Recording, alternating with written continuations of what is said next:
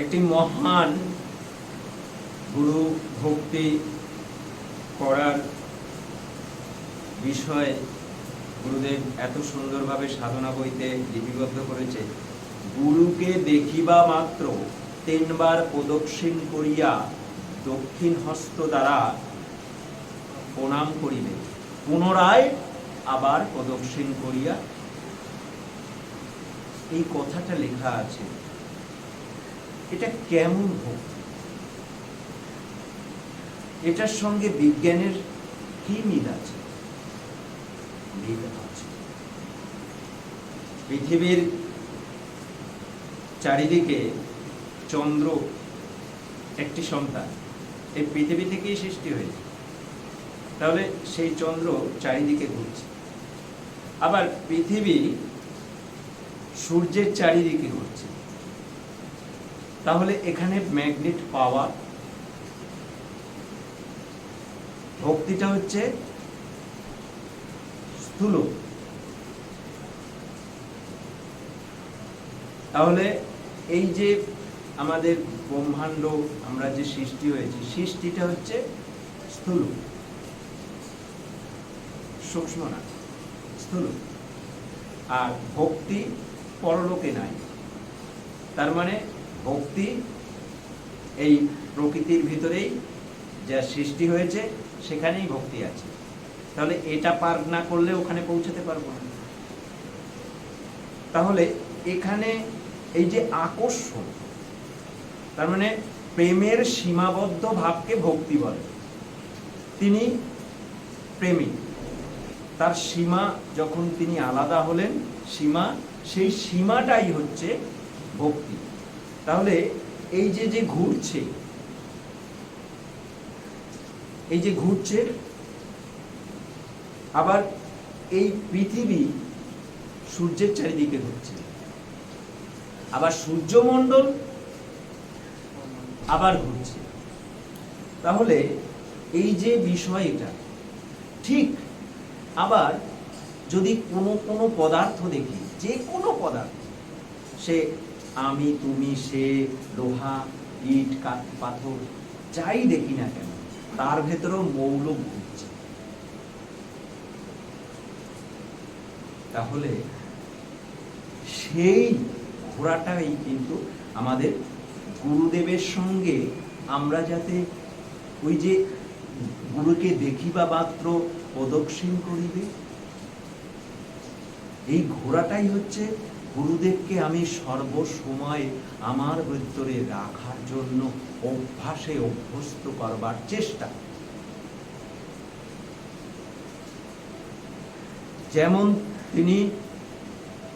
তিনি ওই সূর্যের, পৃথিবীর চারিদিকে চন্দ্রকে ঘুরিয়ে আমাদের ভেতরে, সেখানে কিন্তু ওই চন্দ্রের আকর্ষণের জন্য আমাদের এখানে জোয়ার ভাটা হয়, প্রকৃতির বৈচিত্র্য যাতে সুন্দর থাকতে পারে, সেইটা কিন্তু ওই ঘোরার জন্য হয়।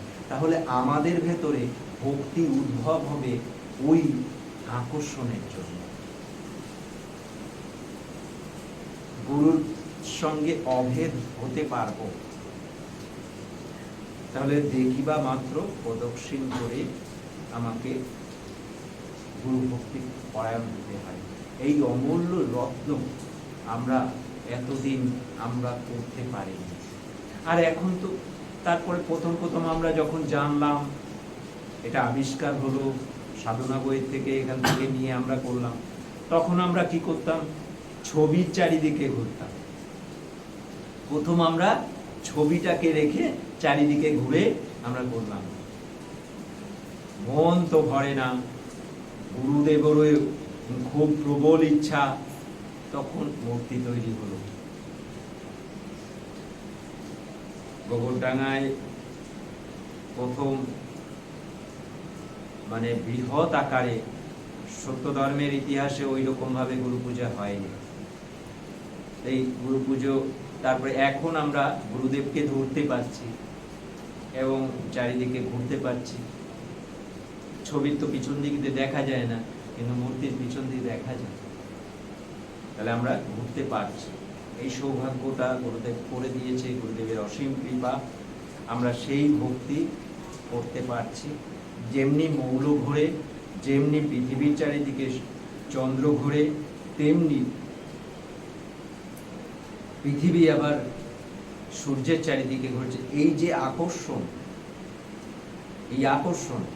এই আকর্ষণের মূল সূত্রই হচ্ছে এই যে গুরুকে দেখিবা মাত্র 3 বার প্রদক্ষিণ করিবে, দক্ষিণ হস্ত দ্বারা তার চরণ স্পর্শ করবে, আবার পুনরায় ঘুরবে। এই হচ্ছে প্রতিদিন এটা করতে হয়, দেখিবা মাত্র। এবার প্রতিদিন তো দেখা যায় না, তাহলে সূক্ষ্মভাবে সেইটা অনুভব করতে হবে। প্রতিদিন যদি তুমি গুরুদেবকে সূক্ষ্মভাবে দেখতে না পারছো, দর্শন করতে না পারছো, প্রতিদিন গুরুদেবের দর্শন করতে হয়। এবার প্রতিদিন গুরুদেবের দর্শন যদি না তুমি অপারক হও, তাহলে ছবি মূর্তি অবলম্বন করতে পারো, সেটাও বলে দিয়েছে। আর তাহলে এবার সূক্ষ্মভাবে তুমি গুরুদেবকে দেখছো, তাহলে সূক্ষ্মভাবেই তুমি ঘুরবে চারদিকে, দেখিবা মাত্র বলেছে, দেখিবা মাত্র। সূক্ষ্মভাবে দেখলেও সূক্ষ্মভাবে তুমি চারিদিকে ঘুরে প্রণাম করছো, এটা করবে, আবার পুনরায় করবে। তাহলে সূক্ষ্মভাবে গুরু পূজা সুসম্পূর্ণ হবে। ঘুম থেকে উঠেই ধ্যান অবস্থায় গুরুদেবের দর্শন করছো, সূক্ষ্মভাবে গুরুদেবকে দেখছো, তাহলে সেখানেও 3 বার ঘুরবে, দেখলো মাত্র বলেছিল। তাহলে এটা আমরা এই মহান গুরুভক্তি আমরা করতে পারলাম, এটা বিজ্ঞানসম্মত। এবং গুরু প্রতিদিন গুরুর দর্শন অবশ্যম্ভাবী করতেই হবে, গুরুদেবের দর্শন প্রতিদিন করতে হবে। 3 বার গুরু পুজো করতে হবে। এবং গুরুদেব স্বহস্তে লিখে গেছে যে উপাসনা প্রণালী অনুরূপ যেভাবে গান, সেই গুরু পুজো ঠিক মতন সেইভাবে গুরু পুজো করতে হয় প্রতিদিন। এবং সৌভাগ্য হয়েছে আমাদের, সেগুলো আমরা করতে পারছি। আরেকটি মহান জিনিস হয়েছে, সেটা হচ্ছে এটা তো সবার পক্ষে তো সম্ভব না। পৃথিবীর ইতিহাসে, সাধকদের ইতিহাসে প্রেমিক গুরুদেবকে কেউ পুজো করতে পারেনি, কোন সাধক। এটা কেউ পারেনি, এটা আমি পেরেছি। প্রথম গুরুদেবকে প্রেম গুণে গুরু পুজো করার সৌভাগ্য আমাকে গুরুদেব দিয়েছে। এটা কোনো পৃথিবীতে কোনো সাধক এটা করতে পারেনি, এটা আমি করেছি। খুব কঠিন, খুবই কঠিন, কষ্ট হয়, কিন্তু করা যায়। কেননা গুরু ভক্তি পার করলেই, আমি গুরু ভক্তি পার করতে পেরেছি, তাই আমি প্রেমে পরিণত হয়েছি, তাই আমি ওই অমূল্য রত্ন আমি সাজিয়ে দিতে পেরেছি। তাই প্রেম গুণে গুরু পুজো গুরুদেব আমাকে দিয়ে করিয়ে নিয়েছে, সেটা সৌভাগ্য হয়েছে। ওই যে স্বীয় পাপের উল্লেখ করার জন্য আত্মগ্লানি ভোগ, ভক্তিহীনতা হেতু আত্মগ্লানি ভোগ যদি গুরু পূজায় ব্যবহার করতে, ওই জায়গাটা করতে হয়, তাহলে এখানে কি করতে হবে? প্রেম গুণে গুরু পুজো করছি, সেখানে কাম্য বিষয়ক শব্দ কোনো কিছু থাকবে না, কাম্য বিষয়ক কোনো শব্দ থাকবে না। প্রেম গুণে গুরু পুজো করছি, তাহলে সেখানে যতগুলো গান আছে, যতগুলো গান ব্যবহার হবে, সমস্ত কাম্য বিষয়ক শব্দ বাদ দিয়ে ওটা ব্যবহার করতে হবে। সে গুরুগীতাই হোক না কেন, যাই হোক, কাম্য বিষয়ক শব্দ সেখানে নেই। যেমন গুরুদেব মানে ওই যে মাতৃরূপেণ পালক, ওখানে করুণা শব্দটা আছে না, তাহলে করুণা শব্দের জায়গায় প্রেম ব্যবহার করতে হবে, কেননা কাম্য বিষয়ক শব্দ করুণা, তাহলে সেটা বাদ দিয়ে করতে হবে। যাই হোক, এই সুমহান কাজটা করতে পেরেছি এবং এখানে সৌভাগ্য সেইভাবে গুরু পুজো করা হয়। জানি কঠিন, আর যদি কোনো মুহূর্তে প্রেম গুণে গুরু পূজাই হোক বা প্রেম গুণে পরম পিতার উপাসনাই হোক, কাম্য বিষয়ক শব্দ যদি প্রয়োগ হয়ে যায় তাহলে মাতৃহত্যার 10 গুণ পাপ হয়ে বসে থাকে। গুরু ভক্তি সংকট হবে। আর প্রেমের উপাসনায় যদি ওই রকম শব্দ চলে আসে তাহলে প্রেম ভঙ্গের পাপ হবে।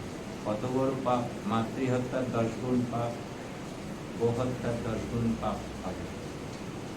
প্রেম ভঙ্গের পাপ করে নিও, তাহলে ওইখানে প্রেম ভঙ্গের পাপ হবে। কত বড় পাপ এতদিন বসে সবাই করেছে। আচ্ছা বলো, এই যে পাপগুলো হয়েছে এতদিন ধরে, এগুলো তো ঠিক হয়নি বলে আমি সমাপ্ত করলাম।